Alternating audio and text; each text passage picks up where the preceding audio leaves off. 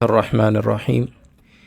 وعن ابی سعید الخدری رضی اللہ تعالی عنہ ان رسول اللہ صلی اللہ علیہ وسلم جلس علی المنبر۔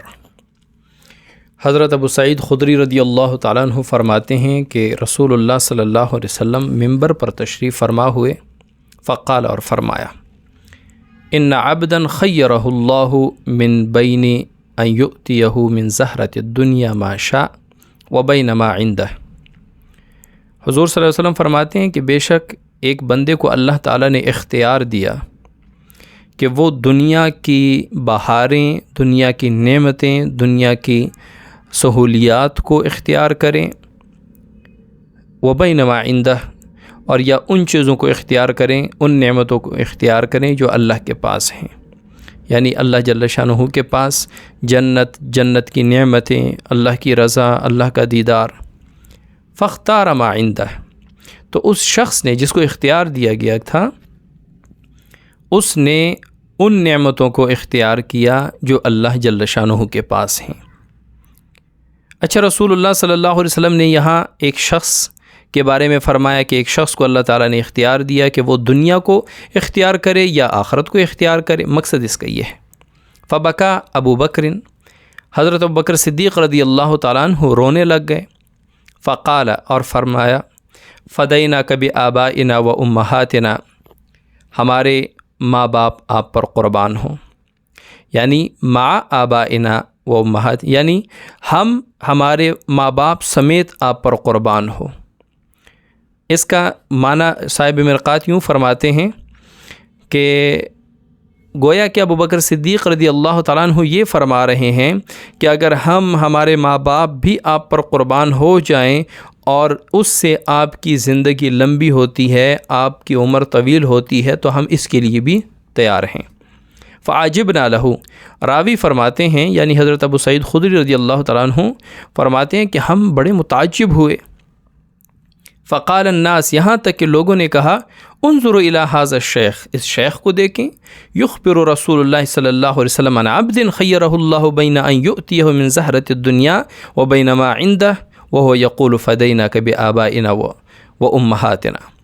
یعنی لوگ تعجب کرنے لگے، یہاں تک لوگ کہنے لگے کہ اس شیخ کو دیکھیں یا اس بڑے میاں کو دیکھیں، یہ عزت کا لفظ تھا کہ اس بڑے میاں کو دیکھیں کہ رسول اللہ صلی اللہ علیہ وسلم ایک شخص کے بارے میں بات فرما رہے ہیں، ایک شخص کے بارے میں بات فرما رہے ہیں کہ اللہ تعالیٰ نے اسے اختیار دیا کہ آپ دنیا کی بہاریں اختیار کرنا چاہتے ہیں یا وہ چیزیں جو اللہ کے پاس ہیں، وہ نعمتیں جو اللہ کے پاس ہیں۔ تو یہ شخص کہہ رہا ہے، یعنی ابو بکر صدیق رضی اللہ عنہ فرما رہے ہیں، فدیناک بآبائنا و امہاتنا۔ گویا کہ ان کا مقصد یہ تھا کہ یہ کوئی ایسی بات نہیں تھی کہ جس کے جواب میں کہا جائے یا جس کے لیے کہا جائے کہ ہمارے ماں باپ آپ پر قربان ہوں، اور رونے بھی لگ گئے۔ حالانکہ حقیقت کیا تھی؟ ابو سعید خدری رضی اللہ تعالیٰ عنہ اس حدیث کے آخر میں خود فرماتے ہیں، فکان رسول اللہ صلی اللہ علیہ وسلم هو المخیر، وہ بندہ جس کو اللہ تعالیٰ نے اختیار دیا تھا دنیا اور آخرت کے بارے میں، وہ خود رسول اللہ صلی اللہ علیہ وسلم ہی تھے۔ یعنی کہ رسول اللہ صلی اللہ علیہ وسلم اپنے بارے میں فرما رہے تھے کہ گویا مجھے اللہ تعالیٰ نے اختیار دیا کہ میں دنیا کو اختیار کروں تو مجھے اللہ طویل عمر عطا فرمائیں گے جتنا میں چاہوں گا، اور اگر جو اللہ کے پاس ہے نعمت جنت ہے، اللہ کی رضا ہے، اللہ کا دیدار ہے، وہ اختیار کریں، تو اس بندے نے یعنی رسول اللہ صلی اللہ علیہ وسلم نے اللہ کے پاس جانے کو اختیار فرمایا۔ اور حضرت ابو سعید خدری رضی اللہ تعالیٰ عنہ فرماتے ہیں، وَكَانَ أَبُو بَكْرٍ أَعْلَمُنَا، یعنی حضرت ابو بکر صدیق رضی اللہ تعالیٰ عنہ ہم میں سب سے زیادہ علم رکھنے والے تھے، یعنی بہت زیادہ دانا تھے۔ ہم اس رمز اور اشارے کو نہیں سمجھ پائے کہ رسول اللہ صلی اللہ علیہ وسلم کا اشارہ کس طرف ہے، لیکن ابو بکر صدیق رضی اللہ تعالیٰ عنہ فوراً سمجھ گئے کہ آپ صلی اللہ علیہ وسلم اپنے بارے میں فرما رہے ہیں کہ دنیا میں اب رہنا کم ہے۔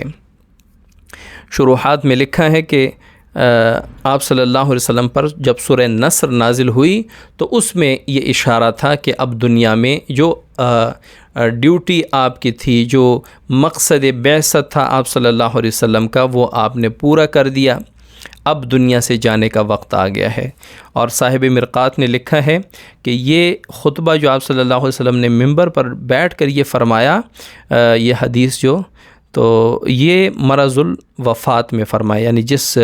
تکلیف میں، جس مرض میں آپ صلی اللہ علیہ وسلم وفات پا گئے، اس مرض میں۔ اور ایک روایت یہ ہے کہ آپ صلی اللہ علیہ وسلم کی وفات سے تقریباً 5 دن پہلے آپ صلی اللہ علیہ وسلم نے ممبر پر یہ خطبہ دیا تھا۔